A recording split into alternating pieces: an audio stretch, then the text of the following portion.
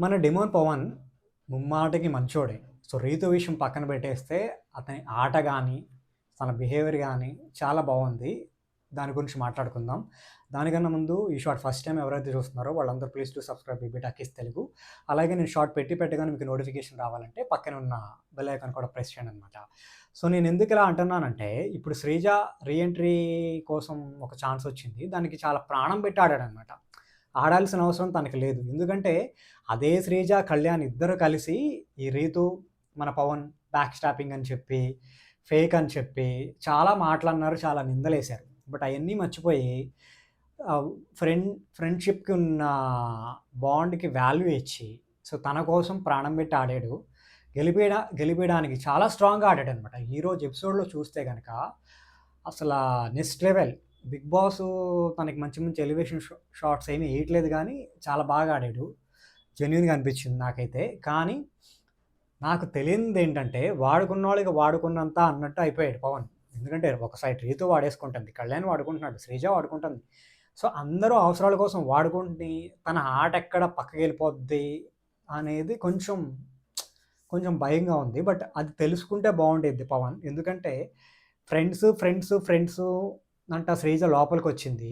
కళ్యాణ్‌కే inputs ఇచ్చింది. కళ్యాణ్ కూడా శ్రీజ నా అక్క అంటున్నాడు. బట్ శ్రీజ కోసం కళ్యాణ్ ఎందుకు ఆడలేదు గేమ్?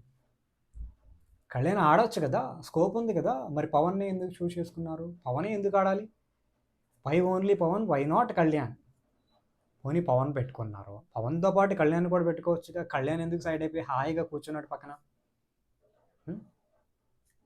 సో, దీని గురించి కొంచెం గట్టిగా ఆలోచించాల్సిందే అనమాట. ఎందుకంటే ఇక్కడ ఎవరి ఆట ఏంటి అనేది తెలిసిపోతుంది. సో, కళ్యాణ్ కూడా అవసరం కొద్దీ మూవ్ అవుతున్నాడేమో అని నా డౌటు.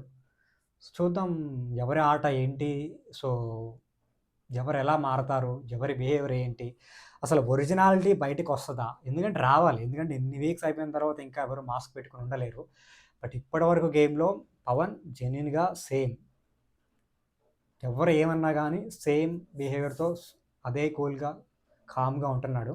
రీతూకి, తనకి ఉన్న విషయం అది ఏదైనా అవ్వని. రీతు తనని వాడుకుంటుందా? వాడుకుని గేమ్ ముందుకు సాగిస్తుందా? లేదా? అనేది మనకనవసరం. బట్ అది బయటకొచ్చిన తర్వాత పవన్‌కి అర్థమైద్దేమో. బట్ గేమ్‌లో ఉన్నంత వరకు కొంచెం మంచిగా ఆడి ముందుకెళ్తే టాప్ 5లో ఉంటాడని నేను అనుకుంటున్నాను. సో, మీకేమనిపిస్తుంది? పవన్‌ని అందరూ వాడుకుంటున్నారా? లేదా? కింద కామెంట్ పెట్టండి. సో, దాన్ని బట్టి చూద్దాం.